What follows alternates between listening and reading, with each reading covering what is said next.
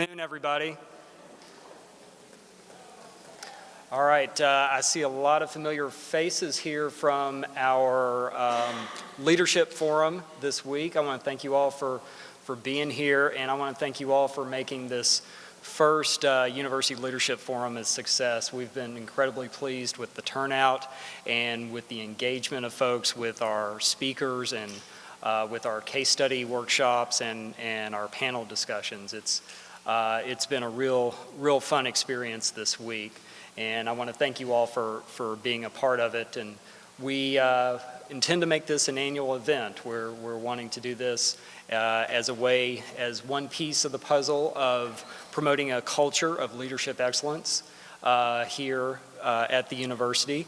And so we will, one thing I do want to tell you, we're going to be sending out a survey to folks that registered and attended the event this week, and so we definitely want your feedback about what you thought worked well, what ideas you have for the future, and so we can continue to grow the event. Also, right after our closing keynote, we have a social event here in Singletary at the President's Room, so I hope you'll be able to stick around and join us for that. Whether you signed up for it or not, please join us. We just want to have some time to socialize, be with our folks that have joined us this week, and celebrate what we've done, and talk about things that are important to us, and look toward the future. So I'm going to introduce our closing keynote speaker. I'm very excited to be up here to introduce Dr. Shirley Raines. She is President Emeritus at from the University of Memphis and former Dean of the College of Education here at UK, and also former Vice Chancellor for Academic Services. For 6 years, she was also on the summer faculty of the Harvard Graduate School of Education, their Institute of New Presidents and Chancellors. And there's one particular student that she has mentioned to us that was in one of her sessions, Dr. Eli Capilouto. And so we will see if she'll tell us what sort of grade he got in her class. And she has also served on the faculty of the program's Management Development Program. She is currently semi-retired, living in Oak Ridge, Tennessee, near her son and 2 grandchildren, and continues to do leadership development training for nonprofits, for higher education institutions like UK, and for professional organizations. Also, she serves on several education boards in Tennessee, and she has a way of building relationships, which makes her a perfect closing keynote with our theme on the power of relationships to help individuals and groups accomplish their goals. And in 2013, Dr. Raines was inducted into the Tennessee Women's Hall of Fame, where she was described as personable, powerful, and prepared. So it is my pleasure to introduce Dr. Shirley Raines. Thank you, Sarah. Thank you so very much. Great introduction. Thank you, Bill. It is terrific to be back in Kentucky. I had a great drive up here from Oak Ridge, Tennessee, through the mountains, and the colors were magnificent. So it felt so good to make the drive.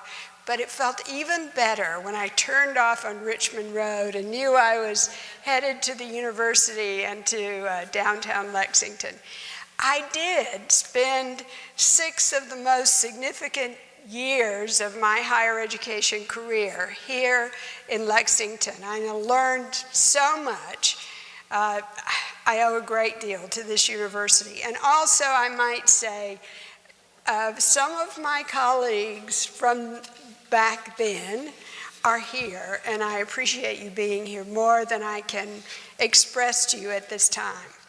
What I'm going to do in the next while that we have together until 4 o'clock is what they tell me I have, although I'm going to leave a little time for some questions as well. But I want to talk about 3 cases that I think those of you who are early on in your leadership career might extrapolate some things from. And who knows, maybe some of the rest of you who've been around a while could relate to them as well. Then I'm going to use something that may surprise you. I'm going to use some Aesop's fables to tell you how I use the meaning from some of those fables to construct my leadership team. Then I'm going to pull out some props, some things that are up here on the table, because they're symbols of something. They're symbols that represent a leadership lesson. So I'll tell you a little story that goes with the symbol, and you're going to help me figure out what the leadership lesson should have been based on this episode that these symbols represent. Well, Bill is right. I do know several of your presidents, your past presidents. Lee Todd and I became presidents at the same time. He president here and me at the University of Memphis. But I told him, Lee, I'm better than you. I outlasted you. So I have a year or 2 on him. I made it for 12 years at the University of Kentucky. And as Bill said, Eli was in one of my sessions at the Harvard Institute for New Presidents and Chancellors. And of course, when I was here, Charles Wethington was my president. And I also knew Otis Singletary, met him. And of course, our beloved Frank Dickey, whose name is on our College of Education building. So I did know quite a few of the university presidents. And if it weren't for Dr. Dickey, I would not have become a university president. I'll tell you about that in a minute. You know, Simon Fraser University has a very important researcher there whom I've followed for a lot of years, and his name is Kieran Egan. Kieran Egan talks about the power of story, that the mind organizes best in story form. And so I'm using stories as a way of organizing what we do. My very first story, or case, when I was at Harvard, we had to write all these stories as if they were cases. My first story, or case, is one that I have called Naive Assistant Professor Becomes Department Chair. Naive Assistant Professor Becomes Department Chair. When I graduated from the University of Tennessee, now don't boo, but when I graduated from the University of Tennessee, I took my first position, teaching position at the University of Alabama. You can boo now if you want to. At the University of Alabama. And while I was there, about 9 months into my appointment, the department chair resigned. There was a lot of strife in the department, a lot of difficult personalities, and frankly, the faculty meetings were horrendous. Sometimes we argued a lot, and sometimes people hardly spoke. I'm sure there are no departments like that at the University of Kentucky, not a one. But there was then, at that time. I'm not saying that they're still like that now. I don't want any cards or emails from the University of Alabama. But I was sitting in my office one day, and the division chair came to see me. Now, I was not accustomed to the division chair walking in my office. He walked in my office and said, Dr. Raines, and the way he started it, so down, I thought, oh no, they're eliminating positions and I'm gone. That was my reaction. But he said, I need you to do something. And I said, yes, sir, eager to make sure I had a job next year. He said, I want you to chair this department. Now, that's why I said naive assistant professor becomes department chair. Now, you know, and I know, that everybody else in the department had been asked and said no, right? Or we wouldn't have gotten down to me to start with. But I decided to say yes because I had this feeling that when your boss asks you to do something then you should really try to do it. And that's indeed what I did. And I talked to the faculty members as a whole, and I said, no, this is how I would hope that we can operate. I want us to discuss things. I want us to try to reach consensus. I want us to build some sense of camaraderie in the department. I'd like us to get resolved some of these issues between programs. Let's just do that. So, of course, everybody, glad that someone had taken on the job, said, yes, we'll try. Well, I moved into my office over the weekend, into my new department chair's office over the weekend, and I had made a list of all the people I wanted to come and see me. I was going to meet with every faculty member before I came in and had another big faculty meeting. And I decided I would start with the senior professor, a woman I will characterize, I'll not use her name, as the incessant talker. You know her. She's the one you never can get a word in edgewise. And she talked. She talked about everybody and everything, and even did some little malicious gossip. So I thought, you know, if I'm going to be effective here, I at least have to build a relationship with this woman, and I have to figure out how to communicate with her. I could have used that communication forum that you guys had earlier in the week. I met with her. You know, the desk was here, there was a chair on each side. I did what the communications people tell you to do. We sat together across from each other. We exchanged a few just pleasantries. And then I said, well, you know, I really wanted to talk with you about what you see the problems are in our department. And she started off by saying, well, it's all the former department chair. He hired all the wrong people. Well, guess what? He hired me. And then she went on to malign every single one of the faculty members and what was wrong with this and that program. Finally, she got on my nerve a little bit and started talking about someone that I thought was splendid at doing his job. Later, that man became my husband. But anyway,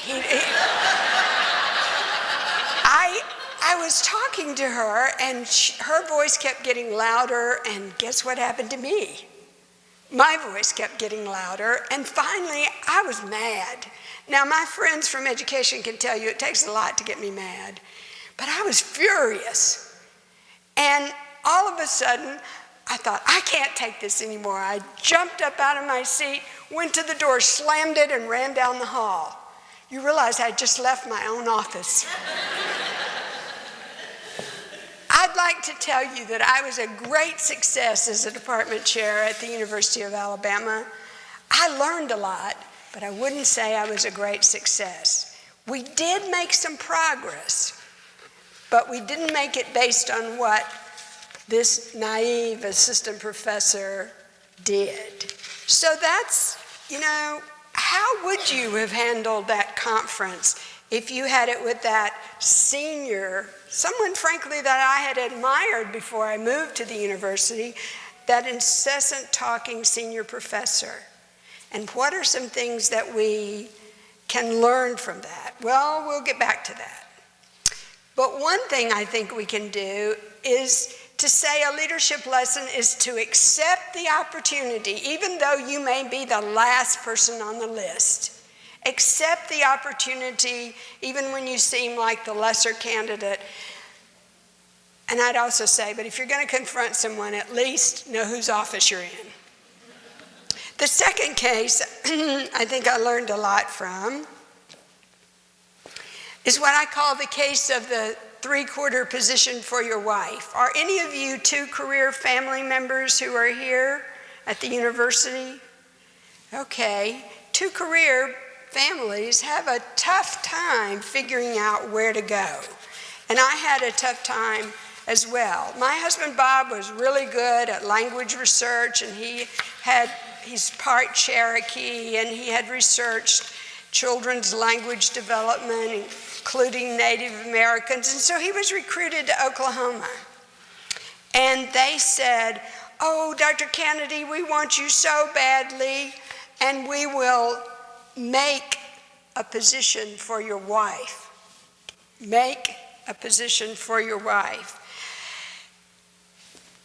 We went for the first meeting with the dean, not new, but we were new, with the dean.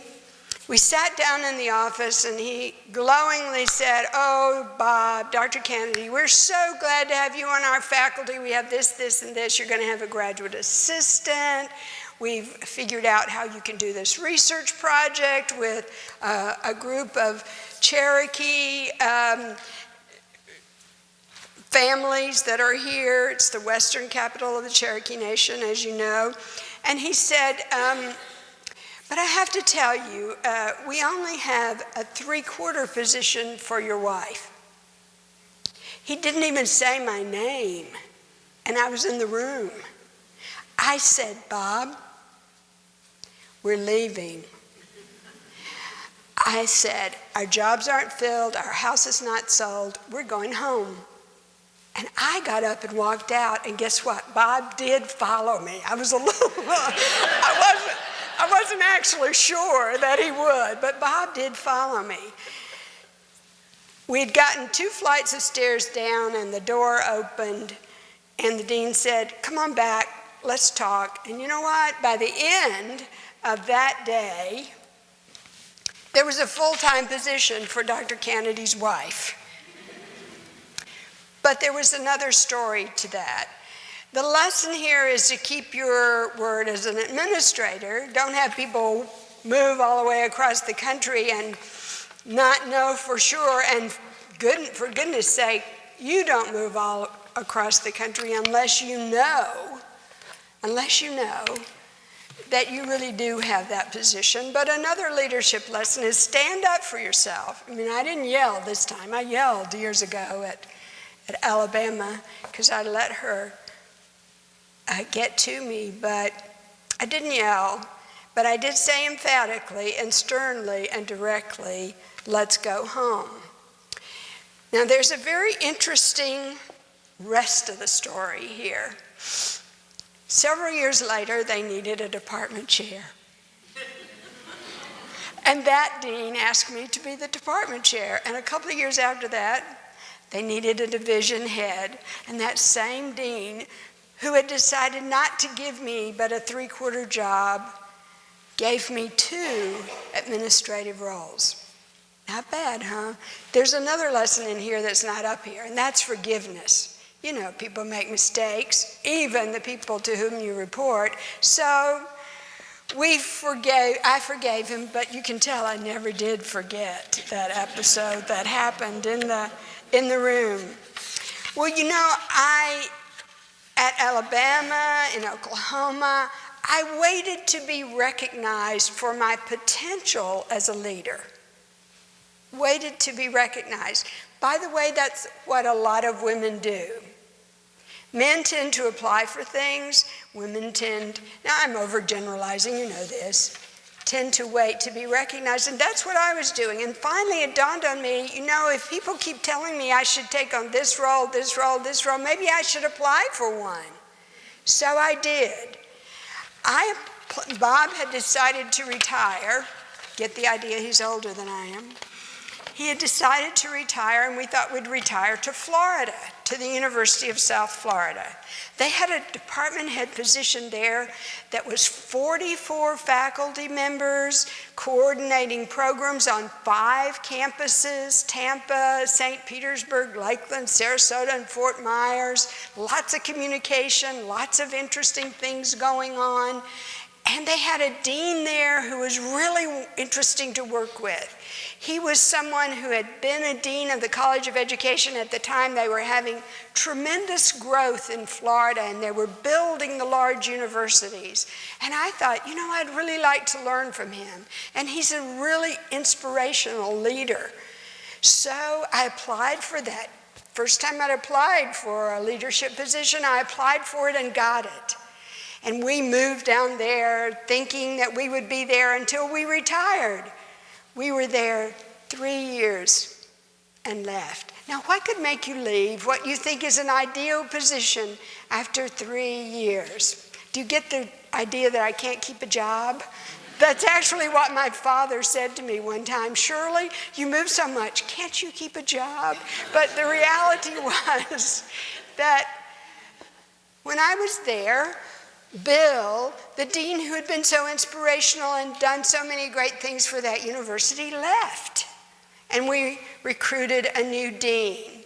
That new dean, I was the only woman department head in the college, and that new dean questioned every decision I made.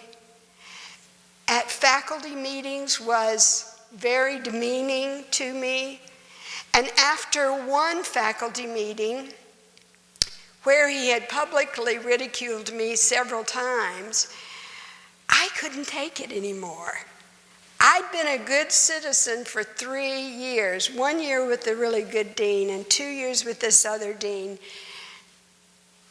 And I was getting good ratings from my faculty. There were all so many things, but something about him did not like me.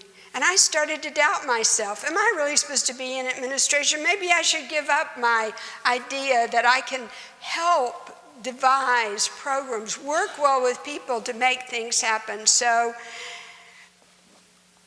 I finally, after that meeting, I got Bob and said, Bob, go to the library and look at the Chronicle of Higher Education. Now, this was before we could look online.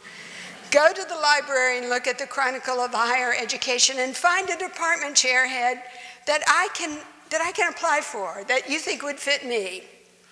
He came back with an ad that he had copied from the Chronicle, and it said, Dean of the College of Education at the University of Kentucky. I said, Bob, I sent you to get me a department chair listing, not dean. And he said, don't you think you should at least try? You love Kentucky. You've always loved Kentucky. Don't you think you should try? And I did. But I did not expect to get it. So I came for the interviews, and I was very relaxed and laid back and just enjoyed being in this beautiful part of the world. I even remember that part of the interview with the faculty took place in Taylor Hall. I even remember that part. I got the job. I was elated to get the job. But, that position at the University of South Florida, that case, what you have to think about. What would you do if you were a department chair or a supervisor or whatever it is in your present role now, and the person to whom you reported was very demeaning, questioned every single step that you made? What would you do? How would you handle that? Now, I know there were other alternatives. I tried them. I tried having a trusted professor go with me and try to negotiate a better working relationship. But at some point, I knew that it wouldn't last. So you have to be willing to leave when the position is too demanding, too demeaning, and seek a better position. But you can use your experiences as an indicator that you're ready for more responsibility. Working with 44 faculty members on 5 different campuses was a pretty good indication I could handle more than the usual department head's job. I'm not going to go to that one yet, sorry. It's not easy to coordinate this and this and this. But anyway, those were lessons I learned early on in my career, and one of the best things that happened. There's a wonderful book by John Maxwell that's called Failing Forward. Failing Forward. I felt like a failure, not with my faculty, but because my supervisor didn't think I was up to snuff. I felt like a failure. Failing Forward led me to the University of Kentucky, one of the best things that happened to me in my career. I learned a lot here. I learned how to work with legislators. I learned about the larger education community. I learned about how you do fundraising in a college when you're a part of a bigger university. I learned so much while I was here, and so I have to be grateful to that in Florida who said all those things about me. I have called him those names, I have to tell you. You know, I'll go on to this next one. In that case where you are, sorry, I'm going the wrong way. See, I told you it was hard for me to do this. In that first case, I could have used the information you heard today from Lissa Poles and from Ronald Hustedy. And I could have, there is a wonderful leadership guru, two of them actually, Travis Bradbury and Gene Greaves, who've written and researched about emotional intelligence. Now, I could have used that back in working with that senior professor. I needed to know that information, and I didn't know it. In that second position, I would have loved to have met John Daly and Wayne Lewis, because in your sessions, you've heard from some very good people who would have helped me deal with that. But there's a leadership guru whom I read everything I can that he writes, and he writes for the Harvard Business Review. And he's written 2 books that I could recommend to you. What Got You Here Won't Get You There, and Learning Journeys. Now we're going to put all these slides of this PowerPoint on the website of the Human Resources here at the University of Kentucky, so you can get all those references that I'm making here. Now, I also want to tell you that I learned something very important from someone you wouldn't expect. From an intern in my office, in my president's office at the University of Memphis. His name was Adam. And when Adam graduated, he gave me a sign. This little motto, he said he thought represented us in the president's office. And that framed motto that I still have with me in my office is happiness is doing with a smile what you have to do anyway.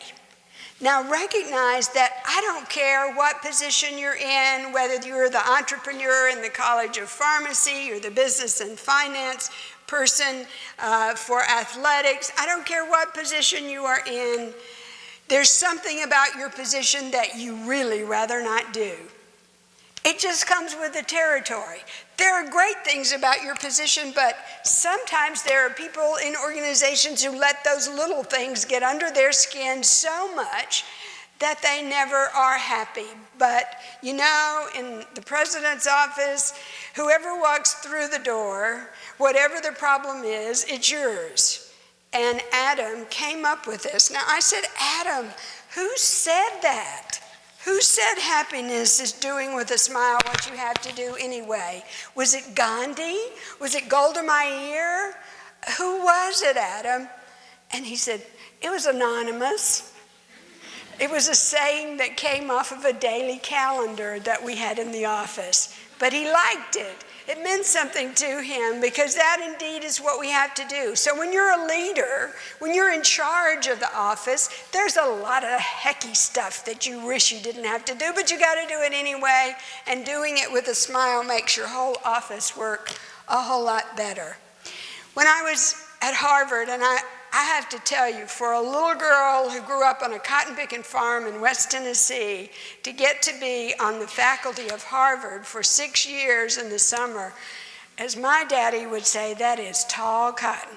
Now, if you don't know that saying, you understand what it means. That's tall cotton. But one of the speeches that happened, one of the readings that we had at Harvard that I thought made a lot of sense for leaders to think about, and that I've had to think about in the past, is this saying, hug your critics. Now, they didn't mean go up and hug your critics. They're talking about hug your critics. If you're getting a lot of criticism, and I got a lot in Florida that wasn't warranted, sometimes you get criticism that's not warranted. Heck, do away with that. Forget it. But if you keep hearing the same criticisms over and over, there may be a grain of truth there. And I can tell you, if you get 100 emails on a topic in Memphis that's not basketball or football, then there's probably something to it that's bothering people.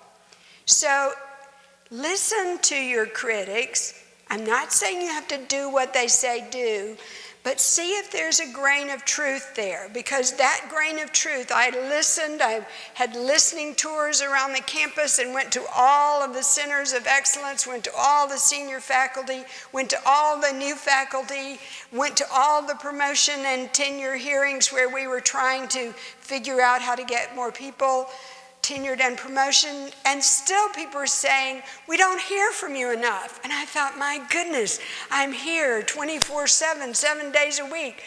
You know, how could it be that you're not hearing from me? So I started writing more. I started appearing not at my functions, but at their functions, because they wanted to hear more. They wanted to know more, not just from the email, but from my own lips. So I hugged those critics, and I made some communication changes based on that very advice that came from Harvard. So I have advice from Harvard, and I have some advice from an intern.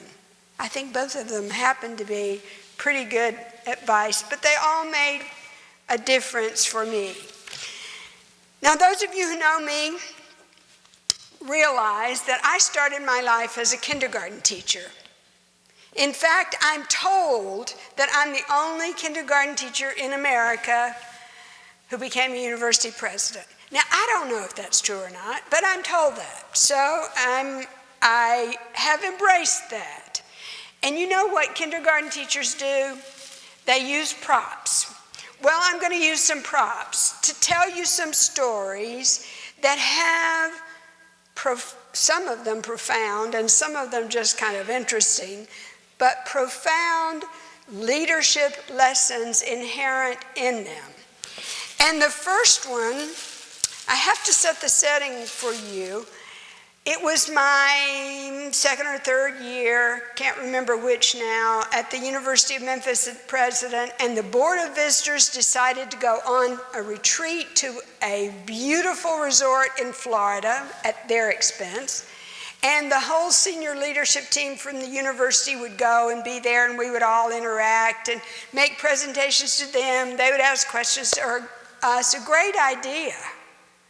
It was my idea to have the retreat. It was their idea to go to an expensive resort in Florida. They have a lot more money than I do. But the reality, here's what happened.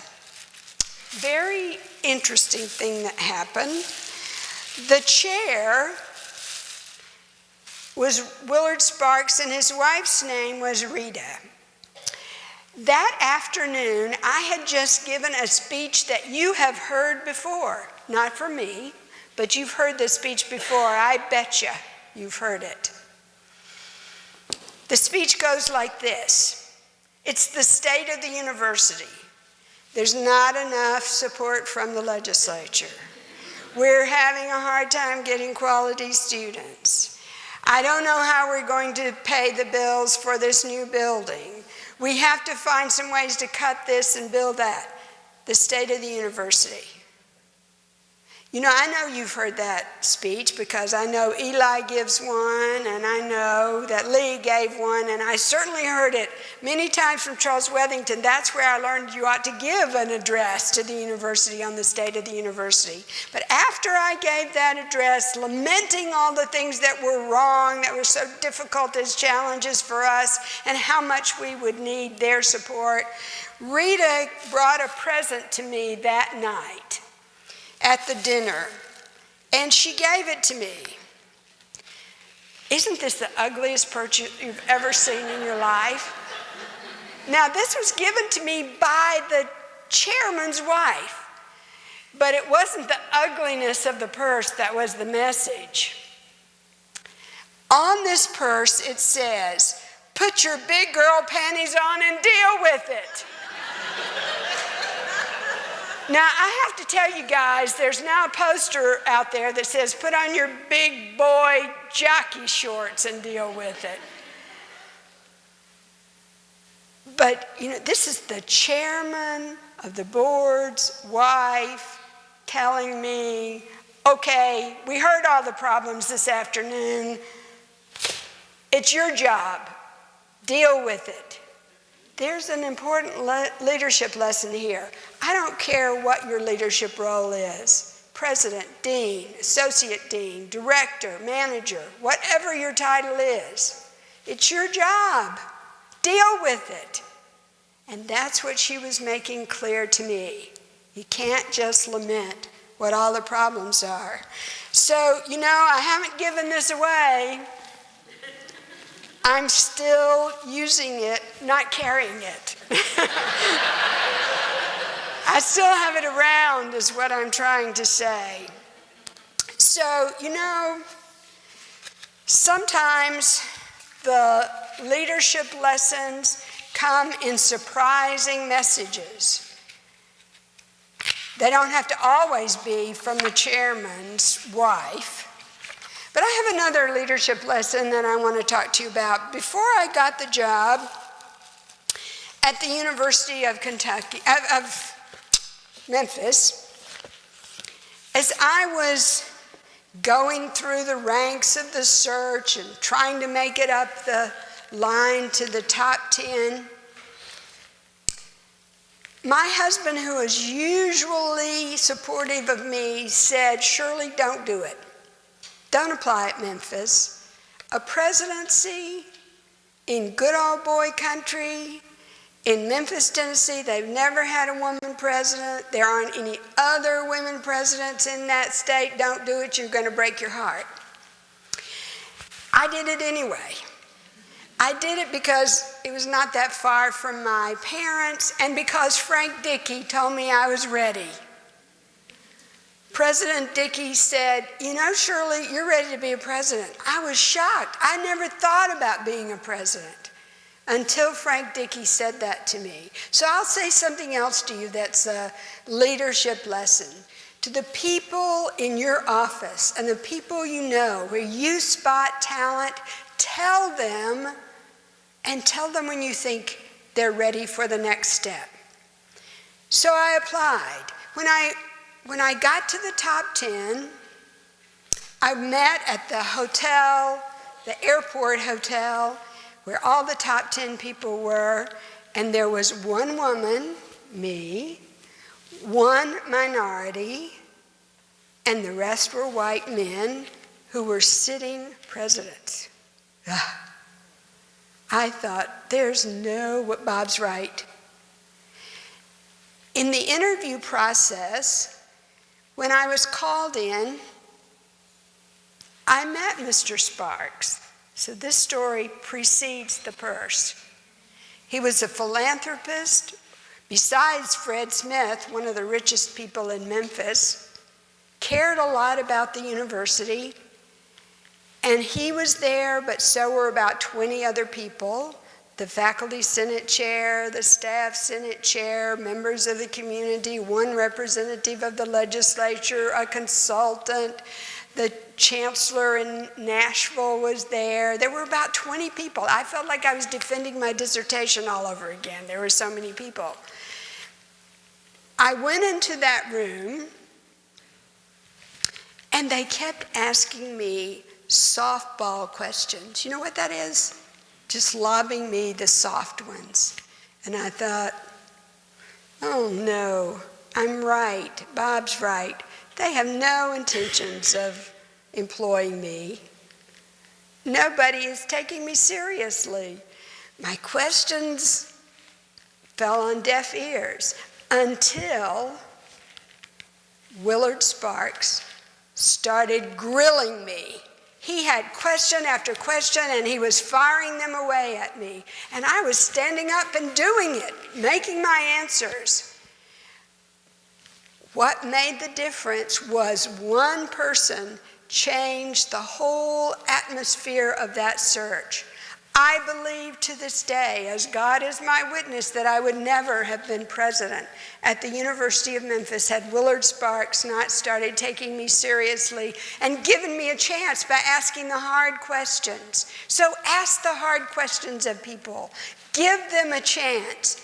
No matter how they may look when you start that search, you never know what jewel you might find. But another thing I wanted to tell you about that I believe makes a leadership difference and is a leadership lesson is before I went to that interview, when I knew I was in the top 10, I said very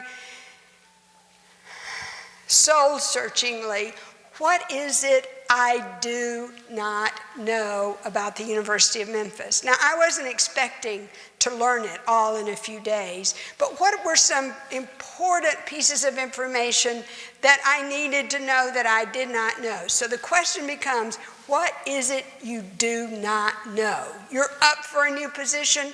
What is it you do not know? Well, I didn't know the budget. I didn't know the operating budget. Now, this was, again, you could go to the library and find it, but you couldn't go online then to find the budget. So I called the Vice President for Business and Finance and I said, could you overnight me a copy of the operating budget of the University of Memphis? And he said, I don't know if I can do that or not. I said, why not? It's a public document. He said, but we're not doing that for the other candidates. And I said, oh, please don't. So I got a copy of the budget and I studied it. I learned it inside and out. What is it you do not know that you need to know before you take on the interview or the position? So I asked for it and I got it. That question of asking for the operating budget was seen quite positively at the university in the search and was one of the reasons that they invited me. But I have to tell you another thing. Now, sometimes women are seen as not knowing the budget. Now, all of you who are finance officers throughout the university who are women, you're expected to know it. But those of us who used to be kindergarten teachers aren't. So, but the reality is I'd known budgets all my life. I grew up on a farm where we counted every penny before we could make it for the next month and certainly the next year. I knew not only how to manage money, but how to read a budget and what it was all about. I knew that. But that's not how you are perceived. I was probably asked more budget questions than any of the men were asked. I was also asked a heck of a lot more athletic ones too, for the same reason. In fact, there was this one question. They said, you know, kindergarten teachers, education people are loving, soft science people. You think you can be tough enough to run a big university? Can you say no to things? Can you fire someone? In fact, one faculty member in the faculty meeting jumped up and he said, we don't have a very good football team. You think you can fire the football coach? And I said, you bet your boots I can. I can fire anyone if there's cause. But I'm not going to fire people who are doing their job and are struggling and trying to make it, and there's a chance that they will be good. But yes, now I didn't know that later I was going to have to fire more than one before it was over. But nonetheless, at that point, I was just answering that question. So sometimes the other thing you have to do in an interview process, if you're trying to climb up this ladder of leadership, is to look at how you are perceived or are likely to be perceived, because frankly, those perceptions will come out, as they did for me. So I got there. Now, after you're in any kind of leadership position, you've got to keep learning. You think that's so trite? You've got to keep learning. But let's think about this. Perhaps you're an expert in pharmacy. Perhaps you're an expert, Ruth, in biology. Perhaps you are an expert in kinesiology. You're an expert. But when someone puts you in charge of a division or a department, and you have lots of experts who are just as good as you are, you have lots of experts, what else is it you need to know to be a good leader? It's not that you have to keep learning in your field, although you will probably do that because that's your passion. But you have to start learning that you are a leader, and I'm using this library card to emphasize that. You have to keep learning what it takes to be a better and better and better leader, because I can tell you hands down that if you are a mediocre leader, you will have a mediocre department in terms of their accomplishments in the university. You may have individuals who succeed because they're very good at their discipline. But if you want a whole set of programs, you want a whole discipline to move forward, you are going to have to be a good leader, and you have to learn to do that. So learn more, the seminar, the forum, the webinar, going to the conference, really studying, working with some other people. You're going to have to continue to learn. Now, when I came to the University of Kentucky, I know I'm moving back and forth between Kentucky and Memphis, but I learned a lot both places. At the University of Kentucky, do you know what this is? What is it? Mint julep cup. I'm not going to say I never drank from it. This is a mint julep cup. It represents something else you need as a leader. And that you need as a leader is not more mint juleps. This cup was given to me by LDS. Know what that stands for? It stands for a secret society that was going on at the University of Kentucky when I was here. It's called the Lady Dean Society, LDS. There were 4 of us. Dean of Education, Dean of Nursing, Dean of what was called Home Economics then, and Dean of Music. I was the newest woman dean. And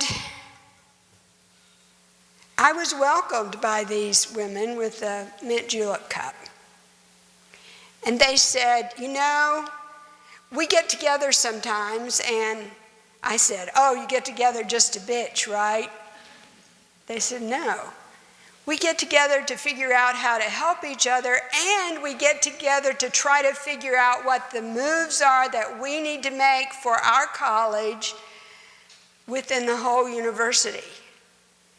And I said, well, I could certainly use that. I looked at the agenda from the provost, and I thought, I do know this, I know nothing about this. I do know this, I know nothing about this. But we started calling each other, having lunches occasionally, to find out the information we needed to know, not to do better than the men deans, but frankly, business and engineering and agriculture had it pretty figured out at the time. But we were trying to figure out how to have our voices heard because we knew something. Not just because we were here as deans, but because we knew something that would help the university take on its challenges. So we formed, or they invited me to join the LDS Society. Now, if you go on the website here at UK, you won't find it. It doesn't exist anymore. It was a secret society then, and I don't know if they have one now. But I do know those deans helped me immensely because they had information I did not have. So in your leadership role, think about your counterparts. Who else knows what the challenges and issues are and that has information that you can use so that your college, your division, your department, your operations can go better? So LDS, the Lady Dean Society. Now, Things weren't always rosy when I went to the University of Memphis. When I arrived there, the governor had a hiring freeze. He said nobody else is hired in state government. And used to, when that happened, you still got to hire in schools and universities. He said nobody is hired. That same vice president that I had just gotten the budget from had retired, but I couldn't hire a new one. It may have been the best thing that happened to me, because I had to learn the budget, not just for the interview, but the budget to operate it. So learning that helped me figure out where every nickel, dime was spent. There are people from athletics here, even in athletics, and that helped me a lot, especially with one of my coaches. You don't know which one, though. But I knew where everything went because of that. But I also had another situation with vice presidents that I want to tell you about that I think is important, that frankly is symbolized by these scissors. I had two vice presidents. Now you'll have to think about this. Probably doesn't happen here. I had two vice presidents who didn't speak to each other. They passed each other in the hall. They didn't nod. They didn't acknowledge each other's differences. They just kept walking. I observed this several times because their offices were in the same hallway as mine. And I finally called them both in, individually and then collectively. Individually, one person had a litany of past sins the other vice president had done for 10 years that all went back to feeling betrayed in some budget hearings because the other person didn't back him up. But he had a list. The second vice president I called in, I said, what's going on here? You guys don't even speak to each other. You're on my leadership team. We're supposed to be promoting communication, and you don't even speak to each other. And he said, well, that guy just doesn't like me, and people who don't like me, I don't have the time of day for them. I just go on and do my job. So from then on, at that point, I said, okay, we're going to talk together. You will talk in this office with me. We came together and we talked. And I'd like to tell you that everything ended rosy. One of these vice presidents decided to leave the university. He was near retirement age and he could leave. The other one agreed to stay on a couple of years, and he did a stellar job and stayed on to help me. Now, who do you think left? And who do you think stayed? The one with the litany of sins from years ago, or the one who just didn't have the time of day for people who didn't like him? Which one do you think left? Tell me. The second one? The one who, if you don't like me, I'm not going to be around? Well, the one who left was the one who had the litany of things going back 10 years. He brought them into me on a piece of paper.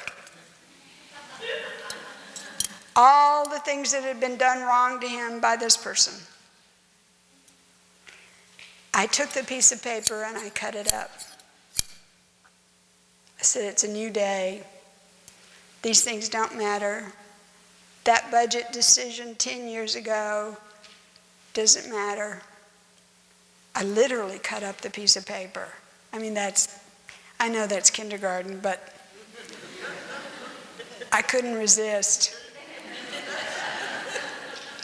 I cut up that piece of paper. Now, what's the leadership lesson? You have to get over it. There are going to be decisions that are made every day that you don't agree with, that you don't have the power to change, but you have to get over it. These two divisions, business and finance and IT, have to get along. And they had to get along on our leadership council. There just was not room to have people who didn't speak to each other. Now, you know that you have some people who are polite, but they don't really communicate. I'm not saying you have to have drinks with them on Friday afternoon or have them over to your house, but I am saying that you have to get along with them if you are leaders on that same team. And fortunately, it was the best thing for us. The guy who stayed did a stellar job. And we wouldn't be where we are at the university if we hadn't had his other 2 years. So, I'm also going to tell you, I hope somebody can remember who this is, someone from the College of Education. We had a professor who was from Egypt. Does anyone remember what his name was? Dr. Risk. Dr. Risk was in the College of Education here at UK, and he taught me a very important leadership lesson that I want to share with you. And it is symbolized, now it's symbolized by King Tut, the tomb of King Tut. He came in right before I was leaving to go to the University of Memphis to become president, and Dr. Riss says, I'm going to give you a present that will make you a successful president. And I said, oh, do I just have to rub it? And he said, no. You've got to remember that there's some things that have to be buried. Old ideas that didn't work. Old stories about your predecessor, his faults or his foibles, and old perceptions of yourself that you need to get rid of. But King Tut's old, so bury those old things. And he went back to especially the old stories about your predecessor. So what if the former associate dean did some stupid things? He's not here anymore. You are. So do things your way. But if you keep alive those old stories of other people's failures, what does it say about you? It doesn't say that you're going to be very good at that job. Now, he also said something that was hilarious. Now, this tomb actually opens. You know, there's the outside, and then here's really Tut. Okay, he said, you know, on Friday, it's okay if you bury somebody for the weekend. If you've got a problem or a person that's driving you crazy, get rid of it for the weekend, but be sure you resurrect it on Monday. And then he laughed, Dr. Risk, as he was going out the door, and he said, you know, if you forget the lessons of King Tut, you may get buried too. Is there any doubt that I would keep King Tut around for all these years? Okay, so you're building a leadership team. How are you going to build that team? Well, my kindergarten roots came back into focus with some Aesop's fables. Now, this one's not an Aesop's fable, it's just a children's story. But you know the children's story, it's an Eastern Europe legend, actually. Children's stories and fables, just like parables in the Bible, are passed down for generations and generations. Why? Because there's a great truth in that parable. You know, if I say slingshot, which Bible story are you thinking about? David and Goliath. You know, so props aren't so bad after all, huh? But great stories have morals to them. There's this Eastern European story called Chicken Little.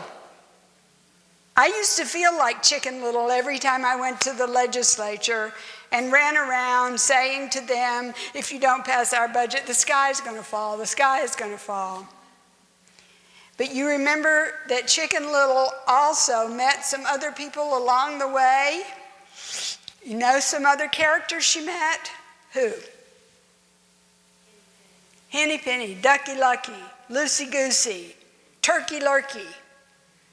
All those funny little names. Was the sky falling? No. What hit her on the head? An acorn. Just an acorn. The sky wasn't falling. It came from the sky, but it hit her on the head. Sometimes you will have one person or a group of people who will come to you so alarmed because something has happened in your division or in the university and the sky is falling. The university is still here, growing, prospering, but at that time it felt like the sky was falling. I call that the lesson of the magnifying glass. If you have someone you're interviewing who only tells you stories about how awful things are and how terrible they're getting at the place where they presently are, and they just want to come over here and work with you because it's nirvana over here, then guess what? You've got Chicken Little on your hands, and you don't want that person on your leadership team. That person magnifies things out of proportion. Now, there's another, this is an Aesop's fable, that can help guide you when you're making a decision about people to be on your leadership team. If I say, wolf, what story does that remind you of? The little boy who cried wolf. The little shepherd boy was sent into the mountains to guard the sheep. And he cried wolf. And all the villagers came running because he was lonely and he wanted to see somebody. And then he cried wolf a second time, and all the villagers came and rescued him. He cried wolf the third time, and what happened? Nobody came to rescue him. Now, if you have someone who applies for a job who's always crying wolf, then you don't need that person on your leadership team. Let me give you a more concrete example. Even when I was here at the University of Kentucky, there was one dean in one college, he's not here anymore, and I won't tell you what the college is, who always ran over his budget. And he would start crying wolf in the middle of the year. I'm not going to have enough money, and I've got to do this. I'm not going to have enough money, and I've got to do this. And the provost rescued him once and twice. And then the next year she rescued him once and twice. But guess what happened the third year? No rescue. You see, if you keep calling wolf and you don't change the things that made you call wolf, pretty soon nobody's going to come to rescue you. So don't have on your leadership team someone who's always crying wolf. Now, another tale. Something that's a little more don't, it's do. Okay, you know this story? The story of a famous race in Aesop's tales. This race is between the tortoise and the hare. What happens? Now they're in the race. This is really, really important for you to remember. They are in the race. Rabbit runs really fast, jumps off to a very fast start, and gets really tired, lies down and takes a rest, and Turtle, who's been persistently moving along at a very slow pace, passes right by the rabbit who's sleeping soundly, and the turtle wins the race. You know, on my leadership team, I want some rabbits and I want some turtles. Why do I want a rabbit? I want some people who get so excited about a new idea, so enthusiastic that they jump out there to get it launched and get it started. Because if it were launched slow and ploddingly, nobody would even notice. So I want rabbit on my team.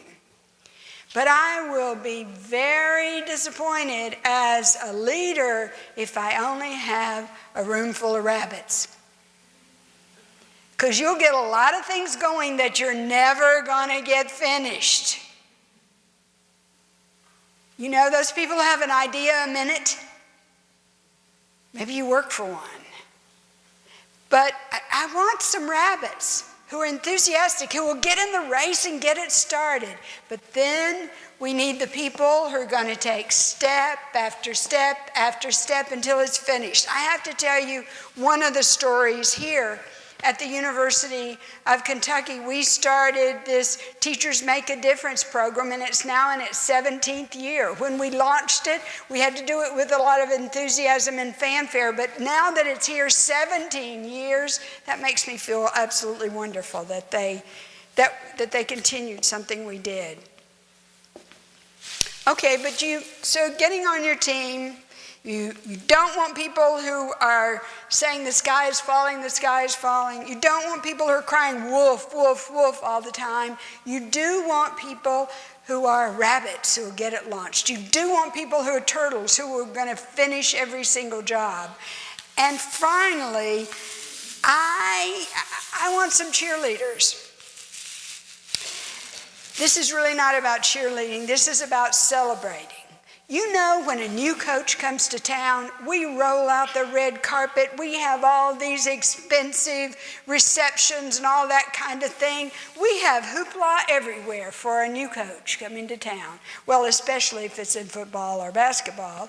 Sometimes the volleyball people don't get much, but nonetheless, everybody gets some attention and hoopla when they're new. Well, I decided if you're coming on my leadership team to lead this university, we're going to celebrate your arrival. So when Charles Lee, the first African-American man vice president at the University of Memphis, came to lead the Division of Business and Finance, I had recruited him from the Case Foundation in Washington, D.C. I cheered him on, but I gave him a big reception and I welcomed him throughout the university and the whole community. When Rosie Bingham, the very first African-American woman, became vice president for business and from student affairs, she had been promoted from within. Usually the people from without get the party. She was within, so we made a big party for Rosie. We celebrated her arrival. And you have to celebrate them if you're a leader, whoever your group is. Celebrate the new people who join you. Celebrate the big task they take on and accomplish it. And put down the pom-pom when you need to have a private discussion with them. Private, please, not in the faculty meeting or staff meeting like my old dean did. Put it down. Put it down. And say, let's figure out how to do this job better. What resources do you need? How can I help you? How can I help you? I'm telling you, those two vice presidents are superlative, wonderful. Made a difference in the history of the university, not because they were African American, but we certainly celebrated that in a city with 60% African Americans, that finally there were two vice presidents at the university who were African Americans. So, leadership lesson, celebrate. Now, I have a couple of quotes that I'm going to end with, and I guess you can ask a question or two, or we'll have it at the reception. But, oops, it's gone to sleep. I'll just have to tell them to you. Okay, put your big girl panties on and deal with it. You got that? You've got hug your critics. You got that? You've got happiness is doing with a smile what you have to do anyway. You got that? Here's Eleanor Roosevelt, one of my people that I read biographies and information about. I had to have a lot of courage a lot of times when I did things at the university. This one and the University of Memphis. The first time I asked for $1 million, I thought my heart would stop. But when I figured out that I was asking for the students and for the faculty and for the new facilities they needed, and it wasn't for me, then I got my courage up. She said, "You gain strength, courage, and confidence by every experience in which you really stop to look fear in the face. You must do the thing you think you cannot do." Eleanor Roosevelt. Now, I've already told you I'm a kindergarten teacher, was at one time, so Winnie the Pooh. You are braver than you believe, stronger than you seem, and smarter than you think. Christopher Robin. Now, after starting with this ugly pink purse, I'm going to have to tell you that here's another one of my favorite sayings that I'm ending. Estee Lauder, who built a cosmetics empire, said this: "I didn't get where I am by thinking about it or dreaming about it. I got where I am by doing it. So let's go out and do it. Your leaders act like it." Thank you.